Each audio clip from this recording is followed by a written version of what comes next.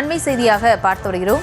திருமங்கலம் அருகே இருசக்கர வாகனத்தில் சென்ற கணவன் மனைவியை காரில் வந்த மர்ம நபர்கள் தாக்கிவிட்டு மனைவியை கடத்தி சென்ற சம்பவத்தால் அங்கு பரபரப்பு ஏற்பட்டிருக்கிறது. அந்த அண்மை செய்தியை பார்த்து வருகிறோம். விவரங்களோடு இணைகிறார் எமது செய்தியாளர் விக்னேஷ்.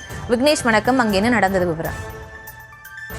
திருமங்கலம் அருகே இருசக்கர வாகனத்தில் சென்ற கணவன் மனைவியை காரில் வந்த மர்ம நபர்கள் கணவரை தாக்கிவிட்டு மனைவியை கடத்தி சென்ற சம்பவம் திருமங்கலம் பகுதியில் பெரும் பரபரப்பை ஏற்படுத்தியுள்ளது. மதுரை மாவட்டம் திருமங்கலம் விமான நிலைய சிலை சாலை உள்ள விளாத்திக்குளம் கிராமத்தைச் சேர்ந்த விஜயபிரகாஷ் என்பவர், அவரது மனைவி வெங்கடேஸ்வரி என்ற சுபலட்சுமி.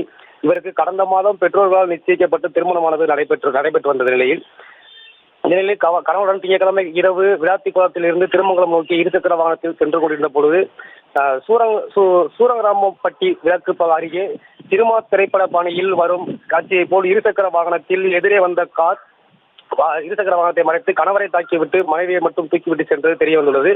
இது குறித்து காவல் நிலையத்தில் தகவல் தெரிவிக்கப்பட்டு விசாரணையின் போது மனைவியே முன்னாள் காதலனை வரவழைத்து கணவரை தாக்கிவிட்டு தப்பி சென்ற சம்பவம் அரங்கேறியுள்ளது குறிப்பிடத்தக்கது. விவரங்களுக்கு நன்றி விக்னேஷ்.